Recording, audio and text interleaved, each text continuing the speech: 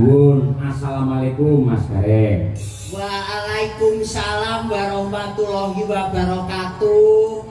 Mas Cahyo Kuntadi. Nggih, Alhamdulillah saged sowan teng Purwosari. Nggih. Kanthi kawing lujengan kebagaswarasan slamet boten wonten alangan setunggal menapa. Amin, ya Rabbal alamin. Syukur. Kados pundi jenengan mirsani semangate Piyayi Purwosari mriki Mas Gareng? Wong lek cara semangate niku pun boten termasuk niki wulan Sela rekor penonton sak Kabupaten Ponorogo. Nggih. Niki kathah priyayi, kathah penonton boten wonten ingkang nandhingi dalu menika, Mas. Nggih. Ini membuktikan bahwa warga masyarakat di Desa Purwosari, Malimbare, Babatan Ponorogo, para penonton sedaya adalah salah satu promotor lestarinya budaya Indonesia. Tepuk tangan untuk penonton semuanya. Kula saka niku urip karo budaya ki bakal endah. Kok ngaten? Nggih, wong ki lek kebaing budaya akeh sing jenenge geguyonan, akeh sing jenenge ngerti nang seniman, uripe bakal kepenak, mulya keluargane, mulya uripe, mulya jabatane. Amin ya Rabbal alamin. Wong wayangan bengi niki luar biasa saestu, Mas. Sing luar biasa napa niku? Oh, nggih penotone akeh banget. Penotone akeh, terus dulure kabeh do nglumpuk rene, bakule niku sekilo, Mas. Nggih ta. Kokono teko kene iki aku lewat ki sekilo ki bakul umpet-umpetan kiwa tengen. Masyaallah. Didongakne nggih Mas Gareng nggih. Kula dongakne muga-muga sing bakulan muga-muga laris. Amin. Sing penonton kabeh ingkang rawuh mriki muga-muga pinaringan seger waras. Kathah rejeki. Panjang yuswa. Desa Purwosari muga-muga njayeng bawana saged dados desa ingkang kondhang.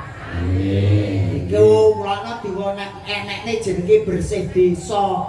Apakah itu bersih desa? Bersih desa itu termasuk ada beberapa suku kata, Mas. Ya. Ada ber, ada sih, ada d, dan ada so. 4 suku kata. Betul.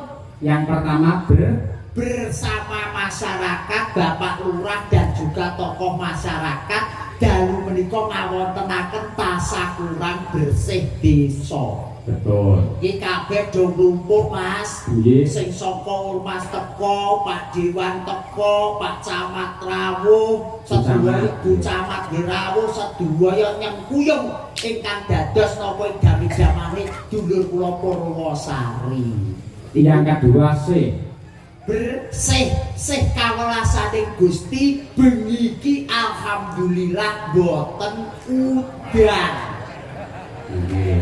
Jare panitia niku mergo ra udane jenengan sing dadi pawange. Lah nggih to, wah kula ki tenan Mas nuwun sewu lho Mas. Lah duwe ilmu kok ditularne kancane.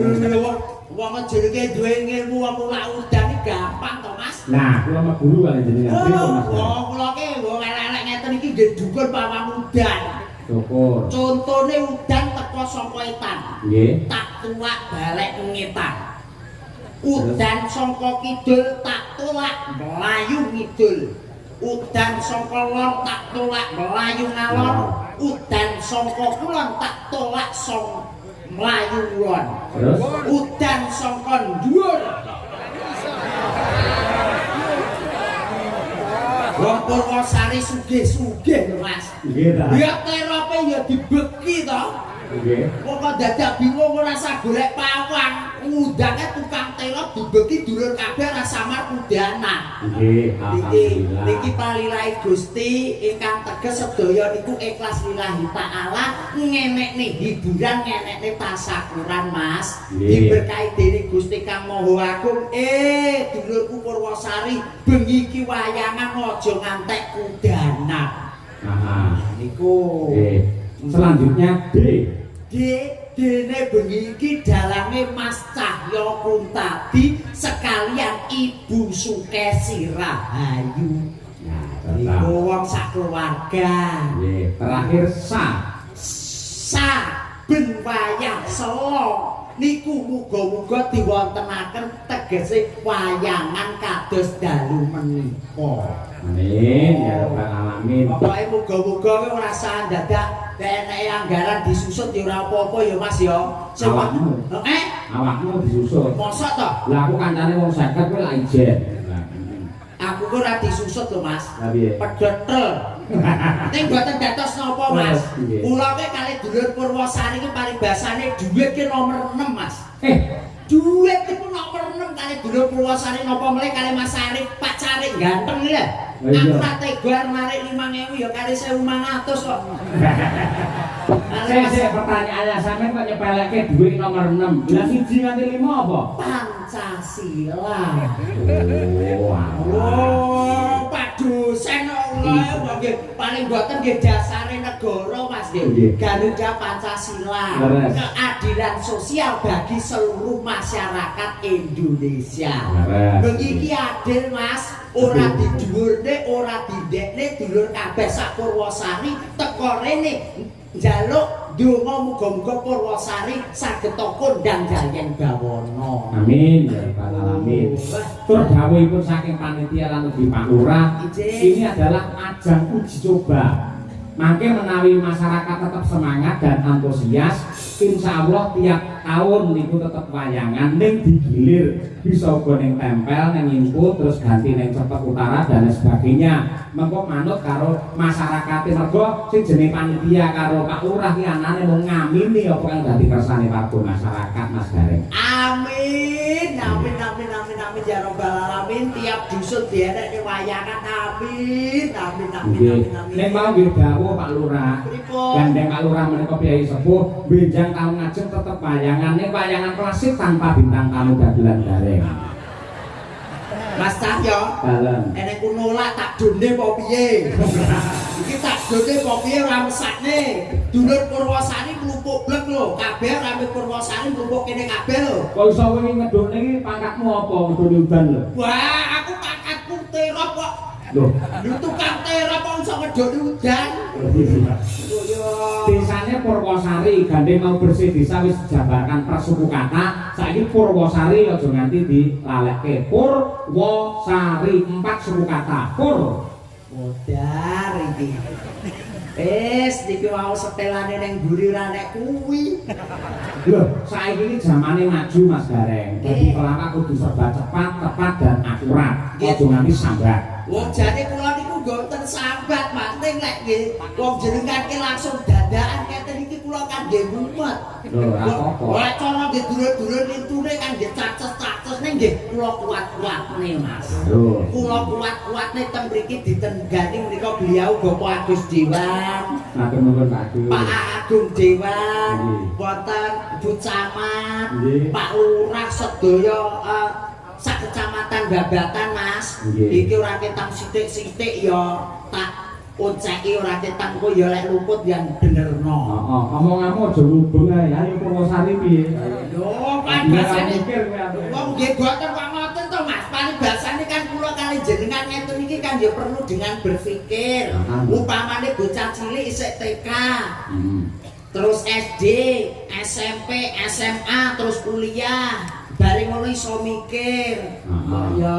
Lah ya pikiran Purwosari ya apa? Pur ya apa? Lah pur niku tegese lunas, Mas.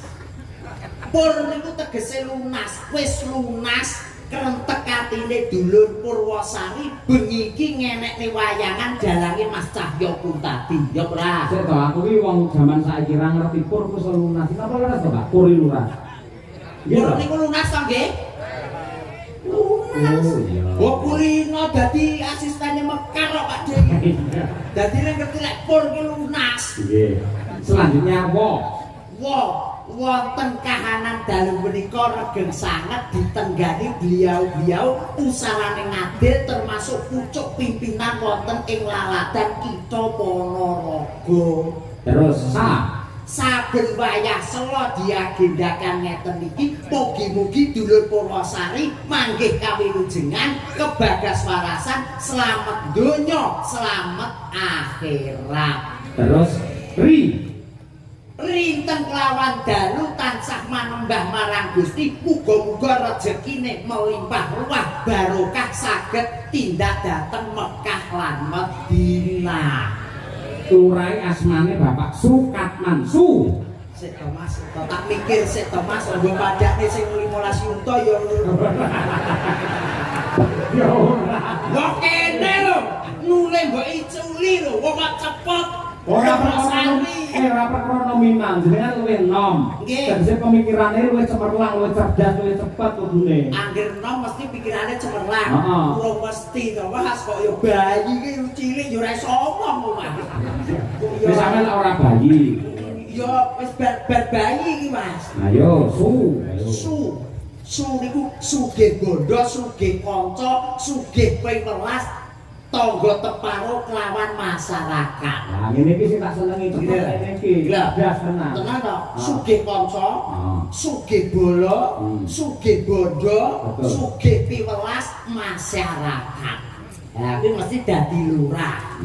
Iki lho, kabeh disugihne. Lek ora duwe welasnya wong cilik, nuwun sewu lho. Nggih. Kadang kala sembako ya diotot. Ora ngerti. Lho, mantan lurah Mas kula nggih. Ah, sing dicune karo masyarakat iku itu. Nah, itu. Goro-goro ya sembako tak slentene lho, Ah, Mas. iya. Ya nggih. Lek teng Purwosari mboten wonten. Boten enten ta? Mboten wonten. Ya. Yang kedua kat. Kat sukat. Kat niku tegese niku napa niku sekatan. Kat niku kat niku disekat. Tegese Bapak Sukatman niku tidak ada batasnya dengan masyarakat kecil, masyarakat menengah, pejabat bahkan pegawai negeri. Iki diduk padha, diduk rata. Ora ngajeni wae ning wong sing pangkat, ning ngajeni nyang wong cilik-cilik. Mergo biyen dadine karo wong cilik Nggih. Allahumma Allahumma Pak Sukatman kok yurung munggah-munggah. Kose ora rampung kok terakhir man. Minggah nggih Pak Katman nggih. Dikeriman lho ya Allah. Muga-muga to kurang siji iki kok cair. Man niku tegese manembah marang Gusti, eling sing gawe jagat, teges niki ngerti ing budaya agama kelawan trapsila. Oh, niku. Tepuk tangan bareng luar biasa. Ora nek sing macet gak bisa. Ora enek Mas arep macet kene yo mikir kok. Oh, jenengan ge ya Mas kok ya alhamdulillah Mas Cahyo nggih. Nggih. Pinanggih sampun ping kalih. Alhamdulillah. Muga-muga namung nderek ndedonga mawon sedaya masyarakat teng Purwosari menika sedaya kathah rejeki panjang yuswa. Amin. Jenengan kula golekne kanca mangke ngaturi Pak Lurah minggah wonten pepanggilan. Makaten Mas Cahyo. Mbak Lucy Brahman ini waranggono domestik nyatane wis melanglang buana. Nggih. Monggo.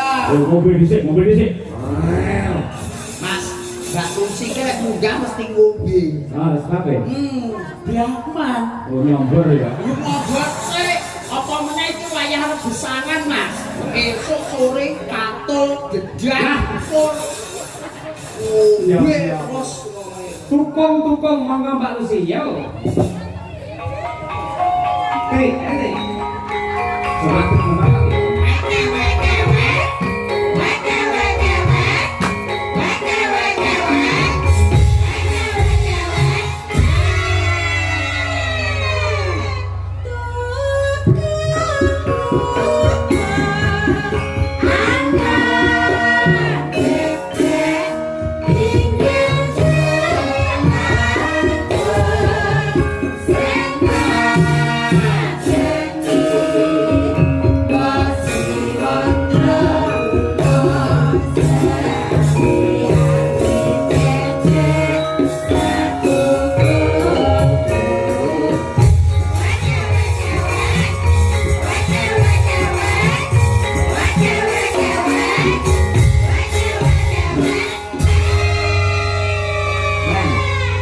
Iki lek Jawa sasi apa iki? niki selo to, Mas. Bahasa apa?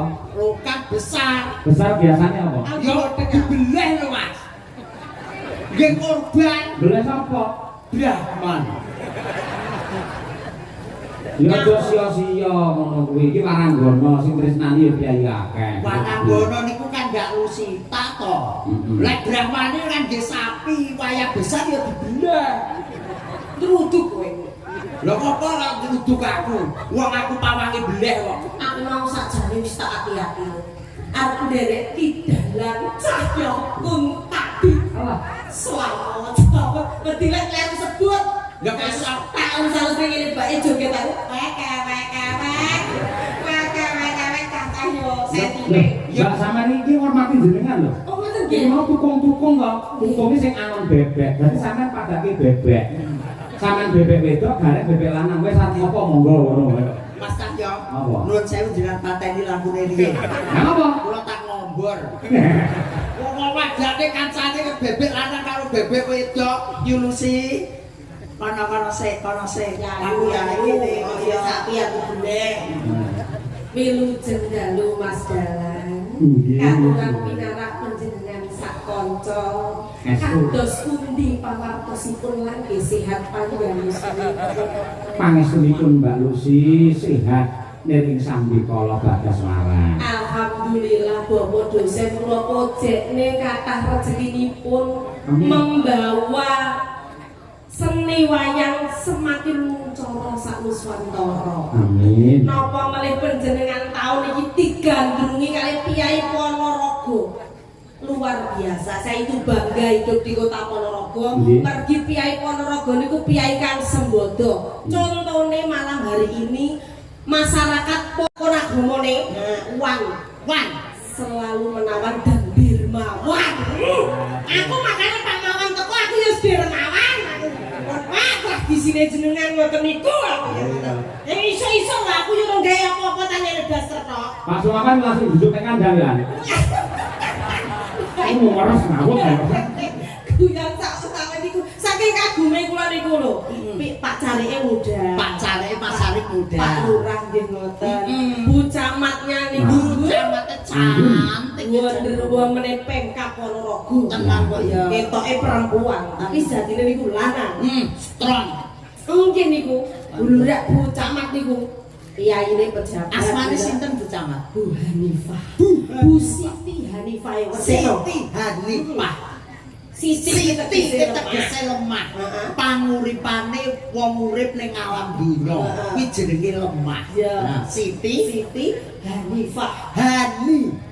Apa? Ayo. Hani. Ayo ngawur ilang dasmu lho ya. Nane Pak Dewan iki. Hani itu tegese hanya